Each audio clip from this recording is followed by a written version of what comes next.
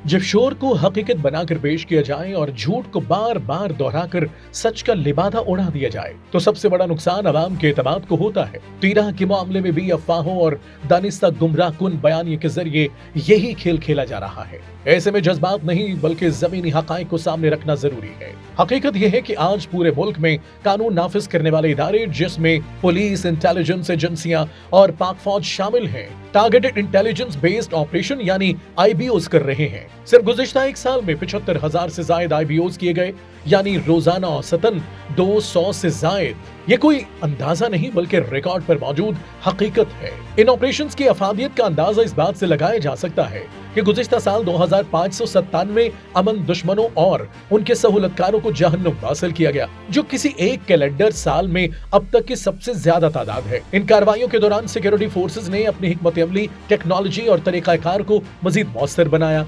जिससे दहशतगर्द नेटवर्क्स को शदीद नुकसान पहुंचा। आईबीओज की सबसे बड़ी खूबी ये है कि ये बड़े पैमाने पर आबादी और इंसानी नुकसान से बचाते हैं। यानी यही वजह है कि अमन दुश्मनों के सहूलतकारों और उनके सियासी सरपरस्तों के लिए बयानिया घड़ना मुश्किल हो जाता है, क्योंकि न तो वसी ऑपरेशन होते हैं और न ही इज्तमाई तबाही का कोई जवाब बनता है। इसी तनाजुर में तीरा को देखा जाना चाहिए।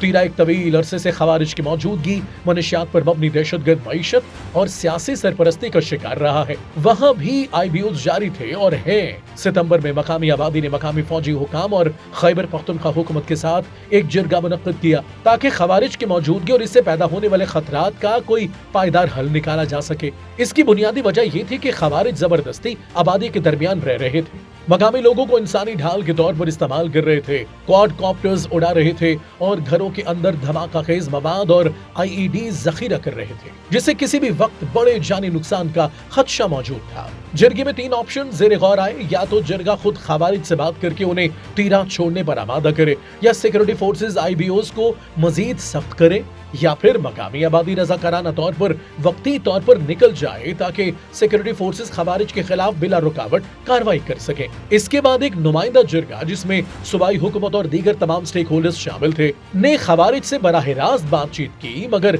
खवारिज ने न सिर्फ अवामी मुतालबे को मुस्तरद किया बल्कि पश्तून और मकामी सकाफती इक़दार को भी यकसर नजरअंदाज कर दिया। तवील मुशावरत और कई महीनों की बातचीत के बाद जिरगे ने एक मुतफ़िक़ा फैसला किया, यानी सालाना मामूल की हिजरत के साथ हम आहंग रजाकाराना नकल मकानी की जाए।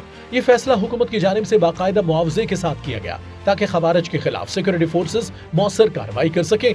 ये एक नाकाबिल तरदीद हकीकत है कि इस नकल मकानी में कहीं भी जबर या जबरदस्ती शामिल नहीं थी, बल्कि ये मुकम्मल तौर पर बाहमी मुशावरत और रजामंदी से तय पाया। इसके बावजूद बाद में जो हंगामा खड़ा किया गया, चाहे वो दानिस्ता था या मकामी सियासी क़यादत की नाअहली का नतीजा, वो सबके सामने है। हकीकत ये है कि 1 साल से जायद अरसे से तीरह में 6 फौजी यूनिट्स तैनात हैं। पहले भी 6 थे और आज भी 6 ही हैं। कोई इजाफी फोर्स तैनात नहीं की गई।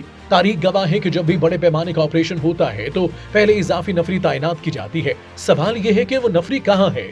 कहीं नहीं तो फिर ऑपरेशन कहाँ है? मजीद ये कि बर्फबारी के साथ सर्दियों का मौसम किसी भी फौजी ऑपरेशन के लिए मुहिमाती सीजन नहीं होता। ये एक बुनियादी अस्करी हकीकत है। इसी तरह अगर वाकई किसी ऑपरेशन के लिए जबरदस्ती नकल मकानी की जा रही होती तो फौज हर दाखिली और खारजी रास्ते पर स्क्रीनिंग मनाकस कायम करती, मगर हकीकत ये है कि ऐसी कोई स्क्रीनिंग फौज की जानिब से नहीं हो रही। कंट्रोल पॉइंट्स और रजिस्ट्रेशन मराकज सिविल इंतजामिया के ज़ेर इंतजाम है। असल सवाल ये है कि ये संगीन झूठ फैलाए क्यों जा रहे हैं?